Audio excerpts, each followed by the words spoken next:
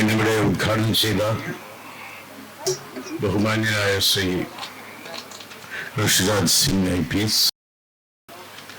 വേദിയിലിരിക്കുന്ന മറ്റ് വിശിഷ്ട വ്യക്തികളെ, ഇവിടുത്തെ അധ്യാപകരെ, വിദ്യാർത്ഥികളെ, രക്ഷകർത്താക്കളെ, പ്രിയമുള്ളവരെ, ഇംഗ്ലീഷ് അക്കാദമിയുടെ തുടക്കത്തിൽ ഞാനിവിടെ വന്നിരുന്നു. തുടക്കത്തിലാണ്.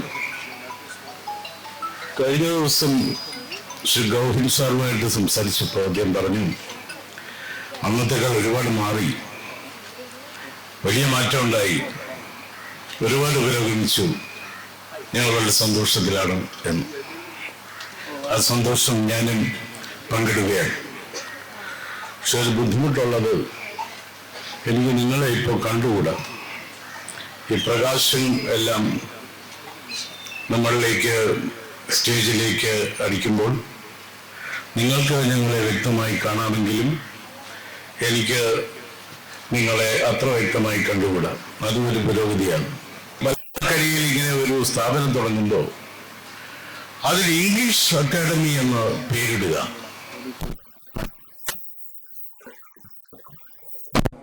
ഇന്ന് മലയാളികൾ ആകെ സഫർ ചെയ്യുന്നത് ഇംഗ്ലീഷ് കൊണ്ടാണ്. പാർലമെന്റിലോട്ടൊക്കെ പോയ ഉന്നത ബിരുദങ്ങളുള്ള ആളുകൾ അവിടെ പോയി ഇംഗ്ലീഷിലൊക്കെ സംസാരിച്ച് കേരളത്തിന്റെ പേര് അവിടെ അനശ്വരമാക്കിയിരിക്കുകയാണ്. അപ്പോഴാണ് ഇംഗ്ലീഷ് അക്കാദമിയുടെ പ്രസക്തി. പണ്ട് നമ്മുടെ ഒരു മെമ്പർ, കേരളത്തിൽ നിന്ന് പോയ ഒരു ലോക്സഭാ മെമ്പർ, അദ്ദേഹം അവിടെ ഒരു കാര്യത്തിലും ഇടപെട്ടില്ല.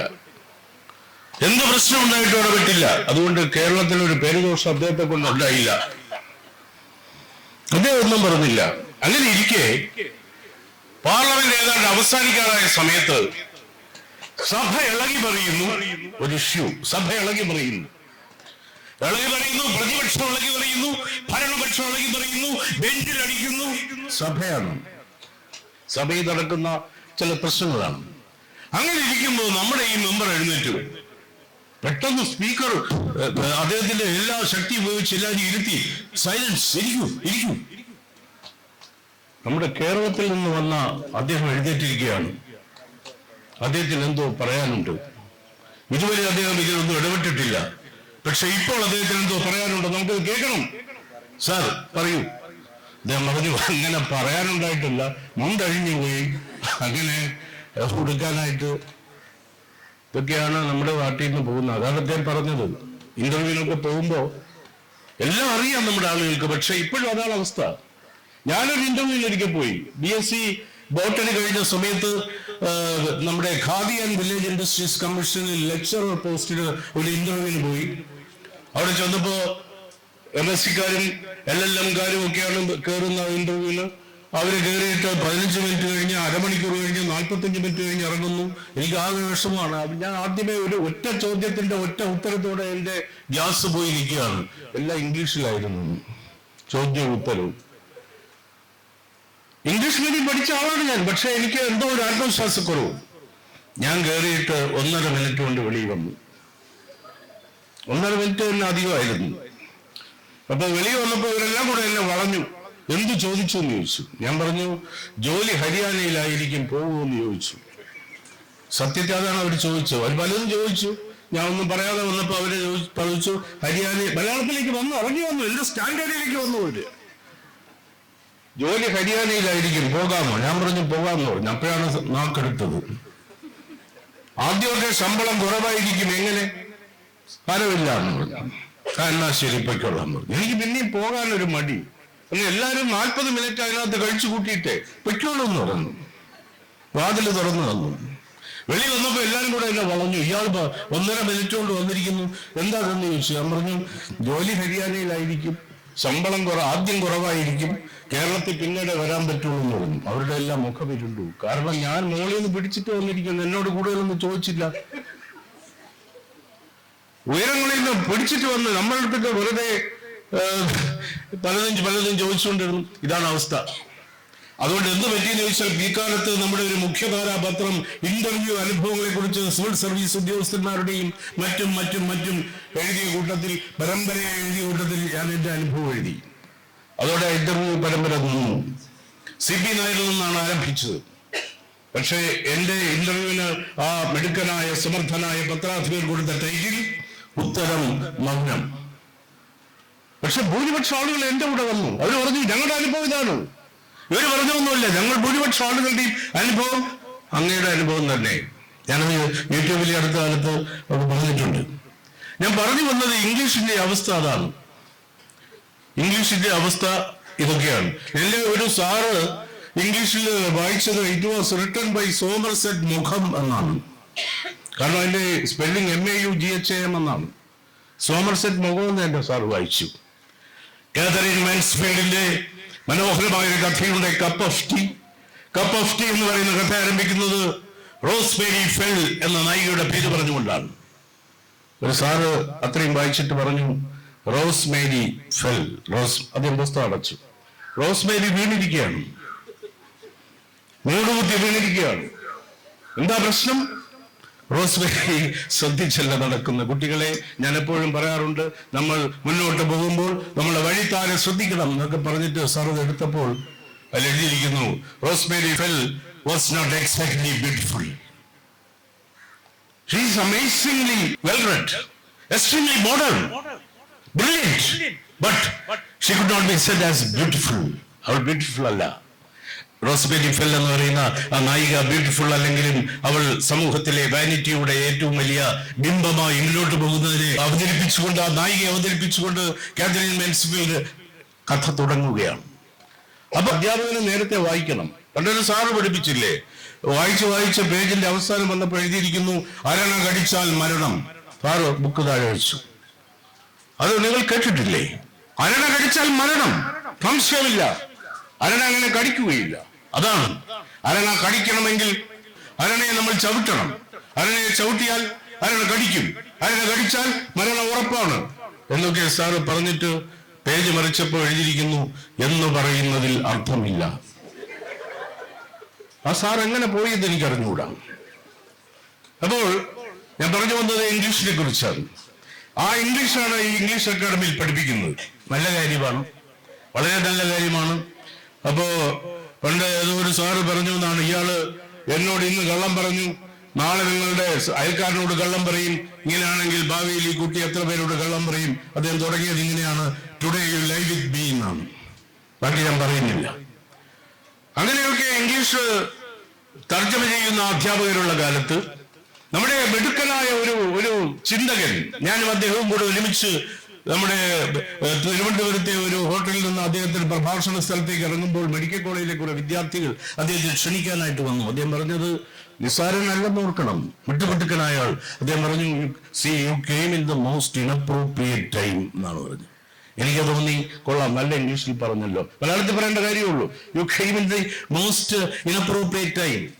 പക്ഷെ അങ്ങനെയല്ല ഇംഗ്ലീഷിൽ പറയേണ്ടത്. You have caught me in a bad time എന്നാണ് പറയേണ്ടത്. caught me in a bad time എന്ന് പറയുന്നതിന് പകരം മലയാളത്തിൽ ചിന്തിച്ച് അതിനെ ഇംഗ്ലീഷിൽ തർജ്ജമ ചെയ്ത് U came in the most inappropriate time. വേറൊരാളുടെ മുറിയിലിരിക്കുകയാണ്, അദ്ദേഹവും വലിയ ചിന്തകനാണ്. അവിടെ മലയാളത്തിന്റെ മഹാകവികളും ഇരിപ്പുണ്ട്, ചിന്തകന്മാരും ഇരിപ്പുണ്ട്. അദ്ദേഹത്തെ കാണാൻ വന്നതാണ്.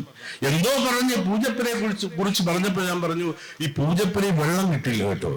പൂജപ്പന് വലിയ ബുദ്ധിമുട്ടാണ് വെള്ളം കിട്ടാൻ. ആളുകൾക്ക് രാത്രി 3 മണിക്കൊക്കെയാണ് വെള്ളം വരുന്നത്. ആ സമയത്ത് അപ്പൊ വെള്ളം എടുത്തില്ലെങ്കിൽ പിന്നെ വെള്ളം കിട്ടില്ല, അതാണ് അവസ്ഥ. അപ്പൊ അദ്ദേഹം പറഞ്ഞു അങ്ങനെയാണോ? അത് എവിടെയാണെന്ന് പറഞ്ഞു, പൂജപ്പുരയാണ്. അത് ഈ നാട്ടുകാരനല്ല. അപ്പോൾ മലയാളത്തിന്റെ പ്രശസ്തനായ ഒരു മഹാകവി ഞാൻ പറഞ്ഞത് പോരാഞ്ഞിട്ട് അദ്ദേഹം അതിനെ ഒന്നുകൂടെ പറഞ്ഞു, see people have to spend sleepless nights for a bucket of water. മലയാള അധ്യാപകനാണ്, മലയാളത്തിൽ പറഞ്ഞാൽ പോലെ. ഇതൊക്കെയാണ് ഇംഗ്ലീഷിന്റെ അവസ്ഥ. അവിടെയാണ് ഇംഗ്ലീഷ് അധ്യാപകർ, ഇംഗ്ലീഷ് അക്കാദമിയുടെ പ്രസക്തി എന്ന് ഞാൻ പറയും. തന്നെയുമല്ല, ഈ അധ്യാപകർക്കാണ് കുട്ടികളുടെ ഈ സ്പന്ദനം ഇങ്ങനെ അറിയാവുന്നത്. അതുകൊണ്ടാണ് ഒരു അധ്യാപകൻ ഒരിക്കൽ കുട്ടിയോട് അച്ഛനെ വിളിച്ചുകൊണ്ട് വരാൻ പറഞ്ഞു, നിർബന്ധമായിട്ട് വിളിച്ചുകൊണ്ട് വരാൻ പറഞ്ഞു. പ്രോഗ്രസ് കാർഡ് കൊടുക്കുന്ന സമയത്തല്ല പറഞ്ഞത്, വെറുതെ ഇടയ്ക്ക് ഇയാളുടെ അച്ഛനെ വിളിച്ചുകൊണ്ടിരുന്നു. ഇയാള് മകൻ പലതവണ പറഞ്ഞപ്പോഴും മകനേക്കാൾ പേടി അച്ഛന് വരാൻ. കാരണം മകന്റെ സ്വഭാവം അറിയാമെന്നുള്ളതുകൊണ്ട്, അദ്ദേഹത്തിന്റെ നല്ല പ്രായത്തിലുള്ള മകനുമാണ്.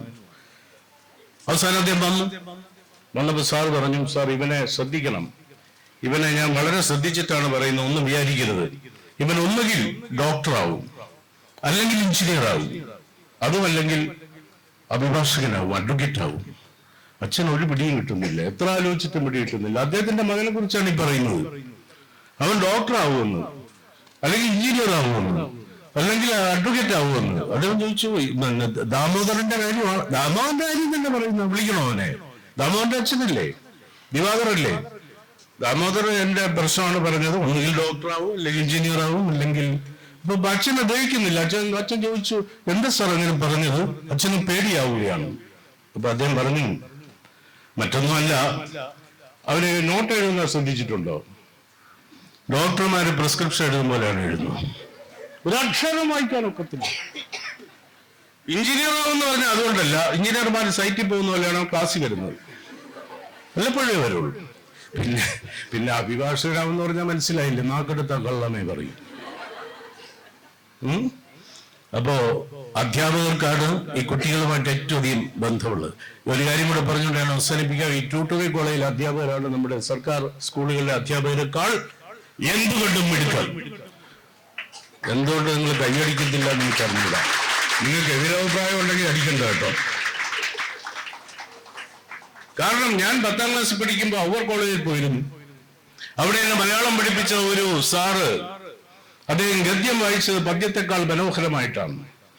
കാമുകന്മാരായുള്ളവരോട് അകലെയെന്ന് കൽപ്പിക്കുന്നതായ ഒരു സ്ഥൈര്യരസം അവളുടെ നെടിയ നേത്രങ്ങളിൽ നിന്ന് പ്രവഹിക്കുന്നത് കൊണ്ടും ശുണമായുള്ള അധരപല്ലവത്തിലും വളഞ്ഞുള്ള ചില്ലിയുഗങ്ങളിലും കളിയാടുന്ന രസം വശീകരണ പ്രധാനമല്ലാത്തതിനാലും പാറക്കുട്ടിയുടെ സൗന്ദര്യം രസവത്തായും ലളിതമായും ഉള്ളതല്ലെന്ന് രസികന്മാർ ചിലർ പറഞ്ഞേക്കാം. നോക്കണം, ബയോളജി പഠിപ്പിക്കാൻ, ബോട്ടണി പഠിപ്പിക്കാൻ ഒരു സാറ് വന്നു, പോയിരം പറഞ്ഞ സാറാണ്. അദ്ദേഹം പറഞ്ഞു, നമ്മൾ ഇന്ന് തുടങ്ങുന്നത് ജെനറ്റിക്സ് ആണ്. What is genetics? Genetics is the study of heredity. Then there is a question, what is heredity? Heredity is the transmission of characters from parents to offspring. കറുത്ത അച്ഛനും കറുത്ത അമ്മയ്ക്കും വെളുത്ത കുട്ടി, ജെനറ്റിക്സ്. വെളുത്ത അച്ഛനും വെളുത്ത അമ്മയ്ക്കും കറുത്ത കുട്ടി, ജെനറ്റിക്സ്. കറുത്ത അച്ഛനും കറുത്ത അമ്മയ്ക്കും വെളുത്ത കുട്ടി വന്നപ്പോൾ തൊട്ടടുത്ത വീട്ടിൽ ഒരു വെളുത്ത ചെറുപ്പക്കാരൻ കൂടി ഉണ്ടെങ്കിൽ no problem, it is genetics. ആ സാറ് പഠിപ്പിക്കുന്നതായിട്ടാണ് ഞാൻ പോയി ബോട്ടണി എടുത്ത്. എനിക്ക് വേറെ എന്തെല്ലാം വിഷയം കിട്ടിയാണെന്നറിയാം. അതെ, അദ്ദേഹം ചോദിച്ചു, what are algae, what are fungi, differentiate between algae and fungi. Sir പഠിപ്പിക്കുകയാണ്. ആൽഗെ ഒരു മുദ്രാവാക്യം പോലെ, algae are thallophytes containing chlorophyll, fungi are thallophytes devoid of chlorophyll. ഇന്ന് ഓർമ്മിച്ച് വെച്ചിരിക്കുന്നു, ഇപ്പോഴും പോയിട്ടില്ല. അപ്പൊ ഒരു ചെറുക്കൻ ചോദിച്ചു, ഒരു പയ്യൻ ചോദിച്ചു, ഫോസ്ഫോറസെന്റിന്റെ സ്പെല്ലിംഗ് എന്തോന്നു സാർ? ഫോസ്ഫോറസെന്റ്. ഫോസ്ഫോറസെന്റ് സ്പെല്ലിംഗ് ആരോട് സ്പെല്ലിംഗ് ചോദിച്ചാലും ഉടനെ പേന വേണം, പേപ്പർ വേണം, എഴുതി നോക്കണം. അദ്ദേഹം പറഞ്ഞു, എഴുതിക്കോളൂ, PHOSPHORESCENT, ഫോസ്ഫോറസെന്റ്. അതാണ്. അപ്പൊ ആ അധ്യാപകനെ കാരണമാണ് ഞാൻ ബോട്ടണി എടുത്തത്. അവിടെ ചെന്നപ്പോഴോ ഇതൊന്നുമില്ല. ക്ലാമിഡോമോണസും റൈസോപ്പസും മോണോകോട്ട് റൂട്ടും ഡൈക്കോട്ട് റൂട്ടും മാൽവേസിയും ടാക്സോണമിയും എല്ലാം അപ്പോഴേ കളഞ്ഞു. പിന്നെ എന്നെ ഇംഗ്ലീഷ് എടുത്തു. ഇംഗ്ലീഷിൽ ചെന്നപ്പോൾ ഒന്നും പിടികിട്ടുന്നില്ല. കാരണം നമ്മൾ പഠിച്ച ഇംഗ്ലീഷ് ഏതാ? Define cell. ഉടനെ ഇംഗ്ലീഷിൽ cell is the structural and functional unit of A living organism. അത് ഇംഗ്ലീഷ് ആണോ? What is boils law? When pressure remains constant temperature is there. അത് ഇംഗ്ലീഷ് ആണോ? അവിടെ ഏതാ ഇംഗ്ലീഷ് വരുന്നു. In every man's heart there is a secret nerve that answers to all vibrations of beauty. എന്ന് KK Neelakantan sir പഠിപ്പിക്കുമ്പോൾ ഞങ്ങൾ അന്തം വിട്ടിരിക്കുകയാണ്. എന്റെ അടുത്തിരുന്നവന് ടെസ്റ്റ് തന്നെ മാറിപ്പോയി. പാരഡൈസ് ലോസ്റ്റ് ബുക്ക് 1 അവന്റെ ഇരിക്കുന്നത്, 12 സാർ പഠിപ്പിക്കുന്നത്. പക്ഷെ എന്നാലും അവൻ വിടുന്നില്ല. സാർ ബുക്ക് നോക്കുമ്പോൾ അയാളും നോക്കും, സാർ എടുക്കുമ്പോൾ അയാളും എടുക്കും. ടൈമിങ്. ഞാൻ പറഞ്ഞു വരുന്നത്, വലിയൊരു ദൗത്യം, വലിയൊരു മൂല്യം നമ്മുടെ സമൂഹത്തിന് നൽകിക്കൊണ്ട് പുതിയ വിദ്യാർത്ഥികളെ ലക്ഷ്യബോധത്തോടെ അവരുടെ കർമ്മമണ്ഡലത്തിൽ നയിക്കുവാൻ ഈ സ്ഥാപനം വളരെ സ്തുത്യർഹമായ സേവനം ചെയ്യുന്നു. സ്വാമി വിവേകാനന്ദൻ 2-3 ദിവസം മുമ്പായിരുന്നല്ലോ നമ്മുടെ ലോക യുവജന ദിനം. അന്ന് ശ്രീ സുധീരനമത്ത് ഒരു മീറ്റിംഗിൽ പ്രസംഗിക്കുമ്പോൾ ഞാൻ പറഞ്ഞു, സ്വാമി വിവേകാനന്ദൻ പറഞ്ഞത്, യുവാക്കളെ നിങ്ങളിലാണ് എന്റെ പ്രതീക്ഷ എന്നാണ്. ആ യുവാക്കളാണ് ഈ ക്ലാസ്സിൽ ഇരിക്കുന്നത്. സ്കൂൾ എന്ന് പറഞ്ഞാൽ ഒരുപാട് നിർവചനങ്ങളുണ്ടെങ്കിലും എനിക്കിഷ്ടമുള്ള നിർവചനം, school is a room with 4 walls with tomorrow inside. നാളെയെ ഭദ്രമായി അടക്കം ചെയ്തിരിക്കുന്ന ഭാവിയുടെ പേടകമാണ് സ്കൂൾ. ആ സ്കൂളാണ്, ആ മാതൃകാ സ്ഥാപനമാണ്, സരസ്വതി വിദ്യാലയമാണ് ഈ ഇംഗ്ലീഷ് അക്കാദമി എന്ന് പറഞ്ഞുകൊണ്ട് ഇതിന്റെ ഭാവി പ്രവർത്തനങ്ങൾക്കെല്ലാം ഭാവുകങ്ങളും നേർന്നുകൊണ്ട് ഞാൻ എന്റെ വാക്കുകൾ ചുരുക്കുന്നു.